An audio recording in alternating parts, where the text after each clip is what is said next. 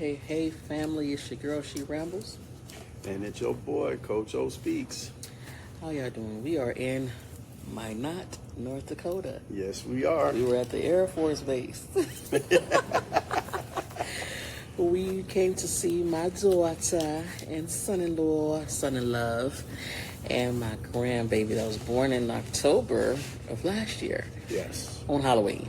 And we wasn't finna come to North Dakota in that weather. No, plus my baby was a brand new mother. I'm not going to bombard her and be all in her face. Give her time to bond with her baby and things like that. And then by the time she did that, it would have been Christmas, New Year's, and no, negative 49? No, not me. Yeah, it was brutal. Yeah. And then just, this is what our episode is about today, blended family. Last week we talked about the foundation, just building the foundation of your relationship. And now, you know, once the adults have made the decision that they're going to be in a relationship, in our case, you know, we're older and our kids are older and stuff like that, or they range in various ages. Yes, they Let me do. put it like that. And it wasn't like, you know, single mom and da-da-da, and I, you know, don't want to introduce you until, but we knew pretty quickly that we were going to be married. I mean, from conversation one, he was like, yeah, wife, Yes. no girlfriend. So I took a trip, I want to say 2 weeks later. Yeah, that sounds about right. 2 weeks later, after we had our little 5-hour conversation on the phone, reuniting with one another.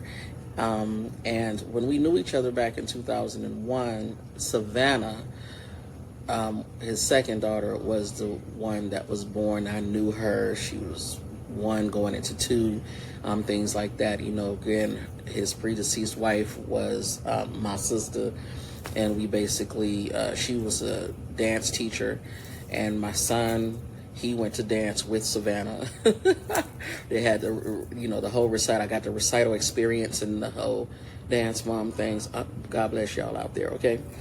And so Savannah she knew. She called me Tissue. So cute. When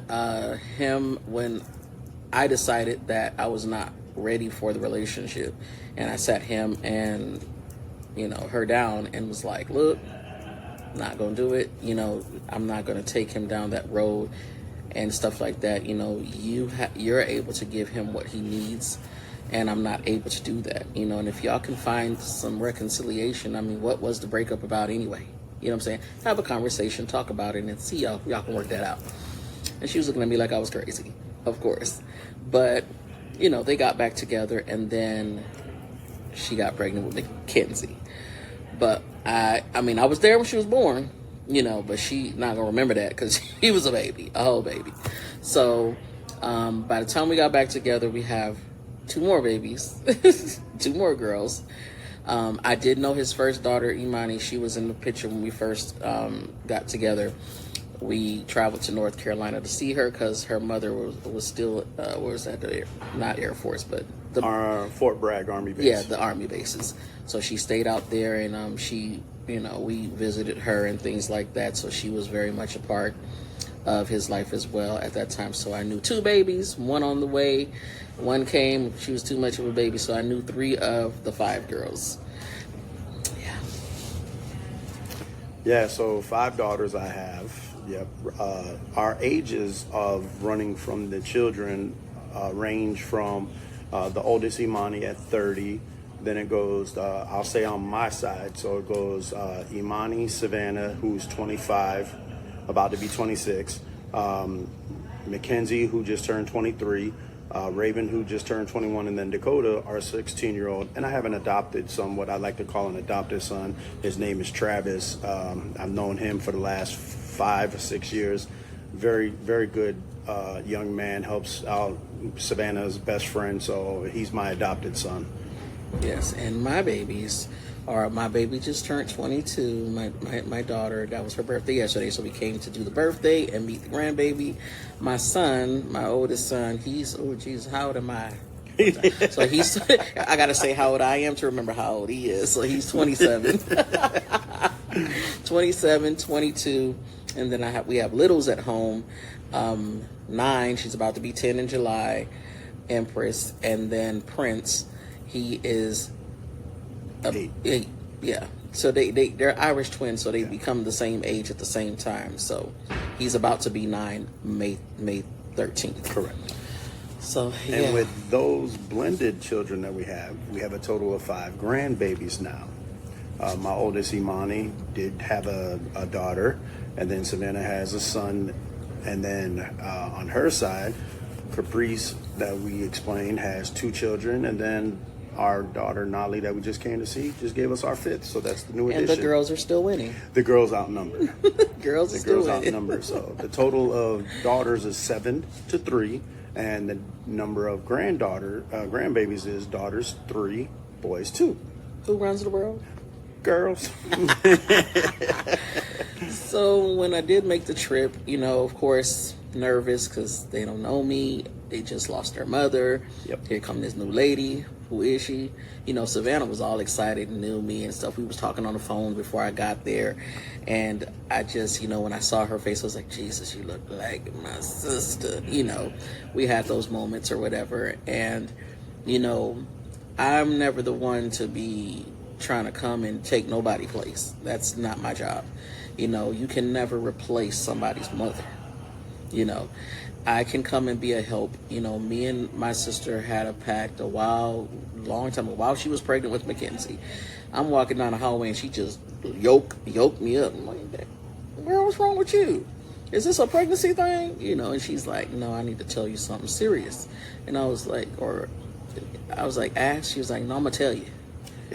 And so she was like, I need you to tell me that if anything happens to me ever, that you're going to take care of my kids. And I was like, as long as you don't have no big village of kids yet. No, I was just like, but I was like, of course. And then she's like, no, I'm serious. Like, make sure they're taken care of. And I was just like, got it. And he never knew about this until I just was saying it to his girls most recently. Yep.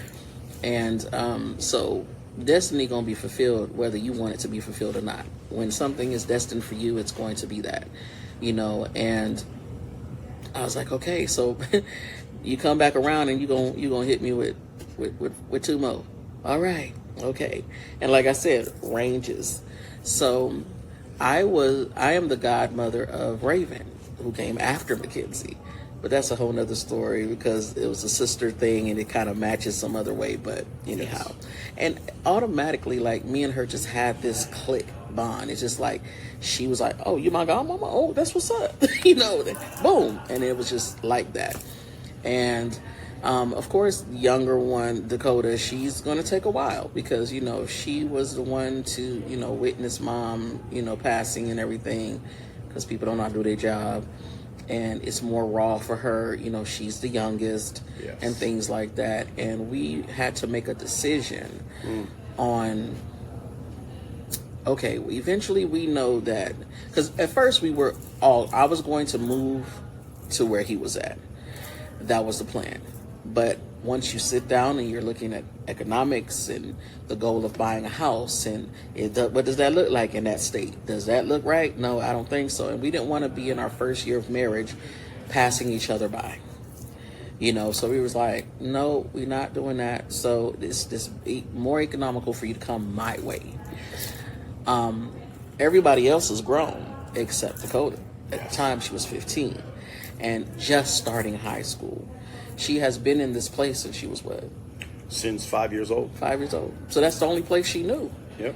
And she did not want to continue in the legacy of the high school that all her sisters went to and all that because it was too painful because their mother worked there as well. And she was a paraprofessional, so she didn't want to do that. She was accepted to like 1 million schools up in this place. I think all the high schools wanted her. So she picked the magnet, or what we would call magnet in the South.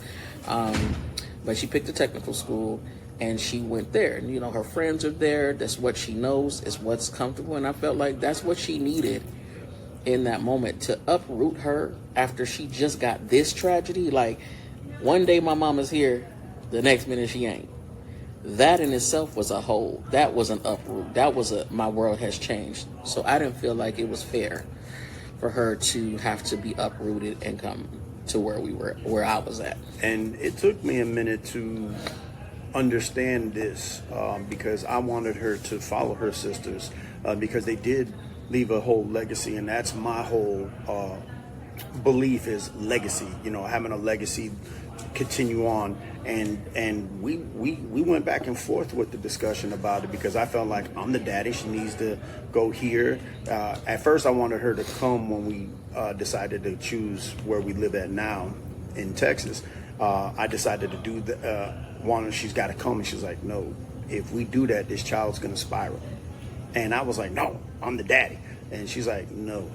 So then it was like, okay, well, then she's going to go follow her sisters at the school. And the best thing I did was listen to this woman, her understanding about what was best for my daughter Dakota at that time. And it's been wonderful.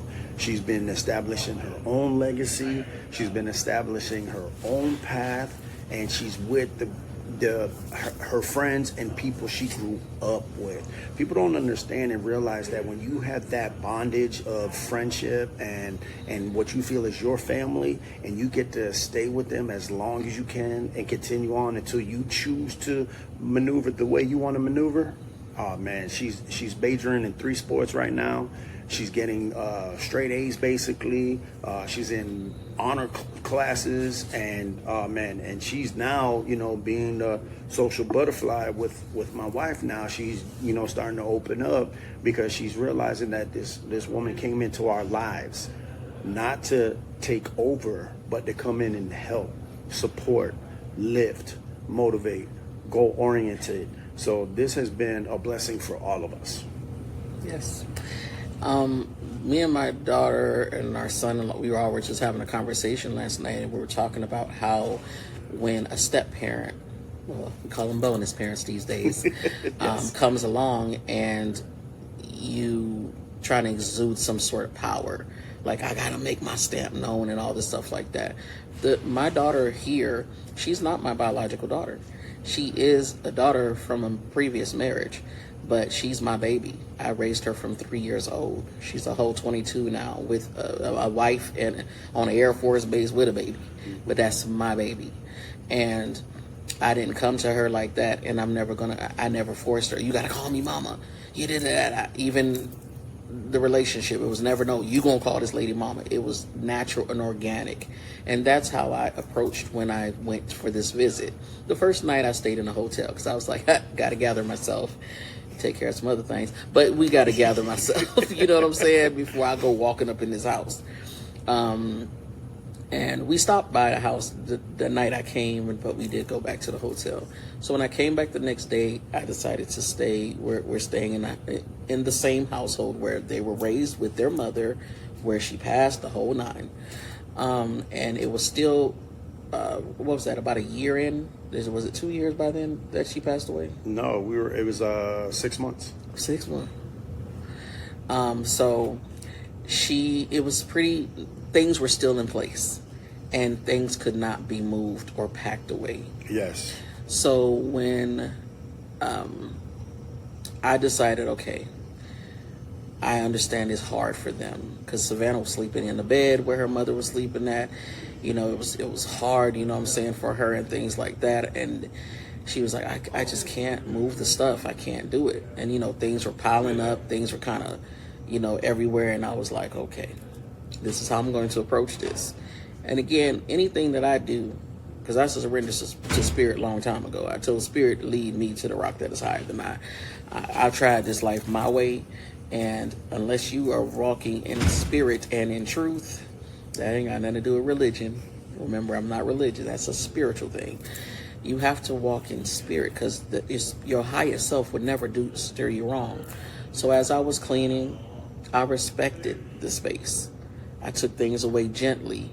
I didn't throw nothing away.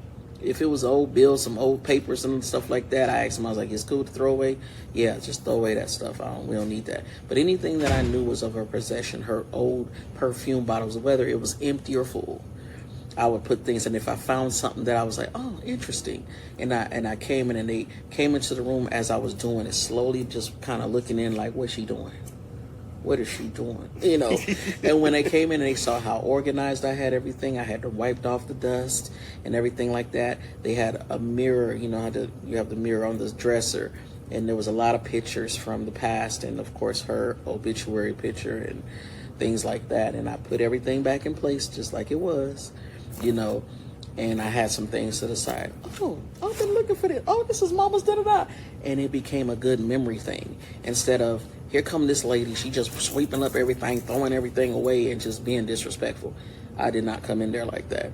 And I think that solidified, okay, she's coming in with some love. She's not coming here to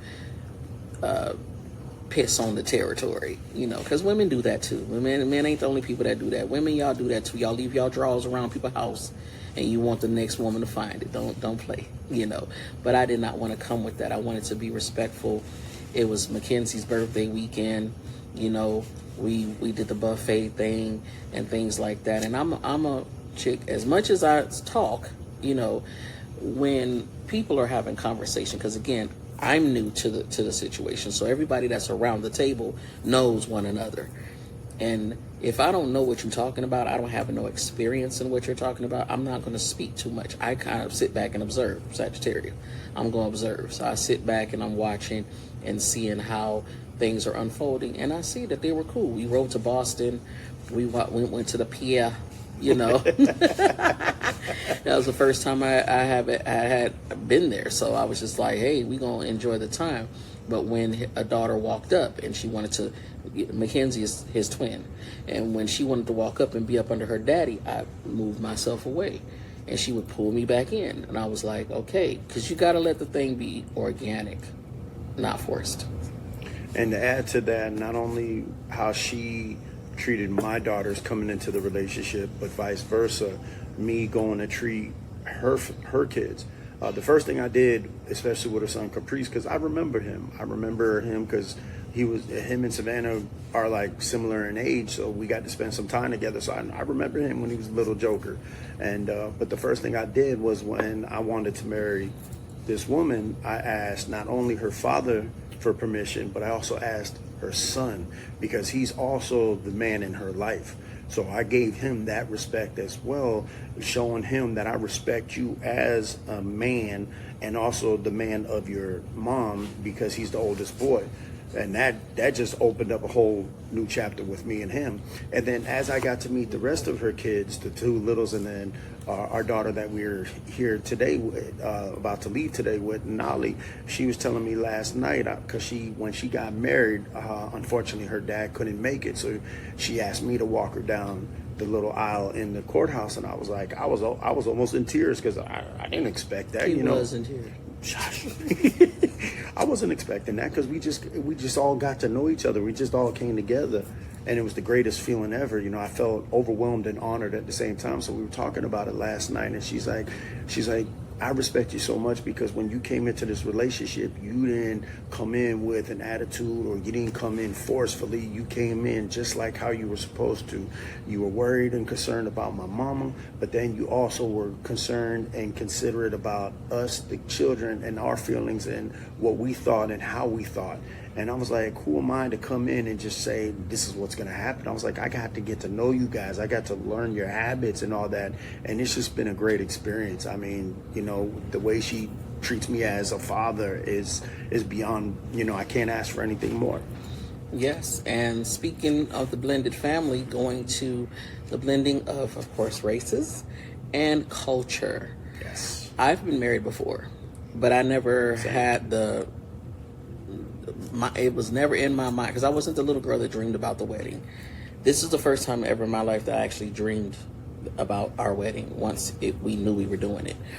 And I invited my family, Haitians. They know him. Some of them remember him from the previous time we were together and things like that. But I felt it important for my family to be present so I can solidify it even more for him, because I didn't really want the big wedding thing. That was him. Y'all would think it would be me, right? It was him that wanted that. And we tossed and turned with that thing for a little while. We did. But that's, again, what I'm saying, compromise. It will make him happy. why not? You want to marry him anyway. I understand you don't want to have the big wedding, which it was not no big extra. We weren't spending no 20,000 and all that crazy stuff. No, I didn't want to just do the whole ceremony part of it. Let me say that.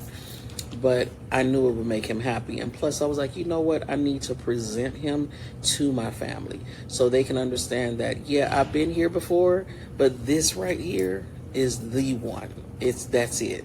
You know what I'm saying? That's it. And so we had us a good time, mixing up the cultures. I mean, we had some Haitian food up in that thing, and his family came and my family was there and things like that. And we left, of course, to go to the honeymoon. And they partied till the freaking sun came up. Yes. The cousins mixed together, his daughters mixing with my cousins there. Long life relationships. They still talking to each other now, taking pictures, all of the things, because they didn't have that experience in the previous relationship, because that was a Caribbean family as well, but they were not accepting of him. He was basically Quincy Ocha. If y'all seen if you've seen the movie, y'all know what that means. So it's a lot to blend everything. It's scary at first because you like, oh Lord Jesus, Haitians, they gonna judge him, but they love him. And you know how them Haitian mamas, they love boys. Caribbean people, they love the boys. But again, it's his love for me is what makes them love him, because they would have clocked it from 2 miles away, like, nope, this ain't it, I'm leaving, but they love it. They taught my aunties all the way in Haiti, calling, where is Richard? Is Richard okay? Where's my nephew? You feeding him? He needs to eat. Yes. So it's great. So the biggest takeaway from being a blended family is just respect. Yes. That's another foundation that you have to build. Again, if your foundation is solid, the children that are coming into the relationship can see how you interact. Your kids are watching you. You are the model. You are the TV. You are the tablet that they are watching. And our littles, every time we kiss, they, ew, oh my God, yo, ayo, ayo, ayo, ayo. But then they'll be like, we want to see you kiss. Exactly. Because our son, Prince, he has autism, and he'll be like, you can kiss my mom today. Yes. And we'll be like, okay. And they love to see it. And you need to let your children see the good and the bad. Yes. You know what I'm saying? CPS will tell you otherwise, but we don't. If y'all throwing stuff now, y'all need to take that somewhere else. Yes. But they need to see the argument, because they need to see that it can make up too. So be authentic. Don't paint no fairy tale for your children. It's not going to help them. And as a white man, this ain't the first time I've married a black woman. Both of my previous marriages, Jamaican, Bahamian. So I've been around the Caribbean, but I never received the love and respect that I get right now. And I've always been one who respect everyone, because that's what I feel and understand is the properness with coming into someone's family is the respect, because the elders, they deserve that respect because they've been here, they did it, they laid the line down for us, so they get that right off the bat. And when it comes to children, you got to respect them because they aren't the ones at fault for what's going on. So you have to give them their respect and show them that you're here to be there or support them and do whatever it is. And that's why my daughters love this woman and her kids love me, because we both came in with the respect of their space, their boundaries, and learning to understand what they need and how they need it. And it's just been, and the other thing is communicating. You have to communicate. That is another important foundation that we discussed. You always constantly have to communicate. And me as a man, and it doesn't matter if you're a man of color or a white man or another man from another ethnicity, you have to be able to be vulnerable and speak. You have to let everyone see that. You can't be this force, this rock, and no, I'm emotional, I just unable. provide. No, I just provide. No. And I struggle with that. Trust me, I struggle with that. I'm in therapy for that because I didn't do those things. I held everything in. I stepped on it. I pushed it down. And even now, before we got on, I was having a moment, and I'm now being able to express. I still have issues trying to talk to this woman. I do, because I've had a lot of bad experiences, so I close up a lot. Same. So right now with us doing this podcast with you all is not only helping you guys, but it's helping us, because it's called Healing Together. So we're doing that, and there's so many things that we all could talk with each other about. Like, we were just having a conversation with our children here, and this man who doesn't even know me, who married our daughter, respects me like if I'm his daddy. And it's because I give him that respect, and he gives me that respect back. And it's because I understand where he's coming from. We were just having a man-to-man talk, and I showed him, I'm like, listen, I'm about to be 50 and you just turned 21, and we come from two different cultures and backgrounds, but yet we still have the exact same similar issues and traumas that we grew up with as men. Yep. So this ain't just, we're not doing this for the hoopla and the likes and all that. We're doing this to help everyone out as well as helping us. One person. Because us talking right now and me looking at myself in this, I'm talking to myself as well. We have to keep reiterating to ourselves. And one thing that I'm learning is consistency. You have to be consistent with what you do and say in life, with everything about life. Trust is the last thing. When you're bringing two families together, no matter what boundary, what color, none of that don't matter. Same sex, it does not matter. And they have children, and here comes somebody else telling your kids what to do. Ooh, child. But you gotta trust. It's gonna be an automatic thing. I'm not gonna sit here in front to you. It's gonna be an automatic thing. You're like, why is this person? Why you gotta always say something to my kids? It's gonna be in your mind. It's gonna cross your mind. But you got to tell your mind, but I married this person, and I trust this person. If I trust them with me, who have the kids, I'm gonna trust that they're trying to make the best decision. If there is something that is said, you don't like the way it was said, you don't like the reason, or you trying to understand the reason why, whatever. That's where the communication is. Like you said, you got to communicate that. Listen, you said something to my daughter, it didn't sit right with me, and that could be my own trauma. So why did you say that to her? What happened? Talk about it. It's going to be uncomfortable. Always. Always. I'm always telling him to let his children, we're girls, let them fly. They grown. And I'm a daddy's And he girl. be so ready to just get on a plane. And I'm like, they're just calling you, man, to tell you about the thing. They don't want you to come in. I mean, they do. But you got to let them see that you trust that they're going to make the right decision, no matter if it looked like their back is against the wall. It's a hard conversation to have with someone who cannot let go of letting their children. I had the same experience with my son. He got married and had to leave out the house, and I was like, oh my God, I can't deal with it. But you did deal with it. You got to trust what you taught your children are going to flourish. You planted them seeds all their life. They act like they ain't hear you, but trust me, life is going to activate that seed and let it sprout up, honey, and they going to make the right decision.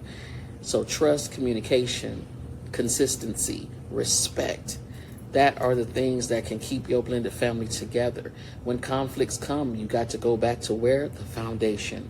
The foundation that you laid with the mother, the father, and the foundation you laid with children, because that's another foundation that you got to lay. You got to make sure them walls are sturdy, because them kids was here before you was. And you got to respect that and stop trying to force yourself in that relationship. Allow time.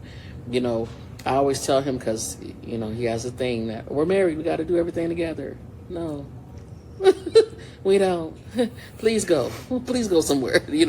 But there are times when, because we have children everywhere, we have children all over the United States, like they're spread out. Yes. And sometimes I'm gonna have to come here and do this trip. The first time I had to do it with my husband, because I didn't know what it was gonna be like. I had to come do this trip by myself. But Yes. now I know, okay, I can jump on the flight. My baby need me. I can come to mine by myself. No problem. He can jump on a plane, go to Massachusetts by himself to make something, because sometimes I'm not going to be able to make something. And we can't both not go, because we want to show our children that we're going to show up for them no matter what. Yes. So we're going to wrap this thing on up. And, of course, on Wednesday, in the midweek ramble, I'm going to come back and I'm going to put it all together for us, right? Anything else you want to say, baby? The only thing I'm going to say is, not only do we have to be consistent with each other with communication, our foundation, but also with your children. The only reason why things work out the way they work out is because I was upfront and honest with my daughters. I explained everything me and this young lady was going to do, how we were going to do it, when we were going to do it. So we laid it all out. I had conversations with them. I sat down and talked with them. Yes, you hear people say, be friends with your children. No, you don't be friends with your children until they're out adults and they're adulting. Until that point, you have to still give them that respect of knowing what's going on with you as well as in life. Yes, it is your life. We're not saying that, but you still give your children, hey, I fell in love, I met someone new, yada da da da. They're going to react, and again, you're telling them is not going to change the fact that you love this person, da da da. Because a lot of people will do that. If their children don't approve, they're gonna let love fly by. That ain't what you're supposed to be doing here. Nope. Now, if they saying, "Look, he's a murderer," I just looked him up. Yeah. You might want to listen to that. But if you know this person, you love this person, you've been dating this person, you trust this person, da da da. Yes, the child is going to feel some type of way, especially if their parent is still alive and still in the picture and things like that, and they still have the hopes that y'all going to get back together. And you like, baby, no, that ain't gonna happen. Okay, so just still talk to them. It's going to be uncomfortable, and you just let them know. I'm just giving you respect to let you know. It's not that I'm forcing anything on you or anything like that, but it is. That portion of my life is something for me, and I need to do that for me. And you're going to have boyfriend, girlfriends, and I'm not going to like. Okay? But I have to smile when they come to the house and, okay, how you doing? And things like that. And trust that the decision that you're making to be in the relationship with this person, because I'm a mama. So I'm going to naturally be like, where's this little child came from? But over time, that little child gonna become my daughter-in-law. They gonna rub me the right way. Now if you rub me the wrong way, we'll talk about that later. But you just gotta give your children, like he said, that respect and let them know up front. Do not spring no stuff on your children. Don't have the old school mindset of, oh, you gonna just do it. Yes. I'm the parent. We move into China. That's it. You know what I'm saying? If you can find an alternative, just listen to it. Let your children have a voice. Listen to what they're saying. And you just try to work that out if it can be worked out. Yes. We'll talk about that on another episode. So be with us on Wednesday, the midweek ramble. We are here in the plains. In the plane. Ain't nobody in this planes. airport. Not in the airport. No, we're in the airport. Y'all hear how quiet it is? Yes. It's what, 5 gates? 6? 6. Six gates. 6 gates. And it's only, they got a whole 3-hour break while they're waiting on the next flight. Yeah. So, if you want to come on to Minot one day, come on down, North Dakota. Catch y'all on the next one. Peace.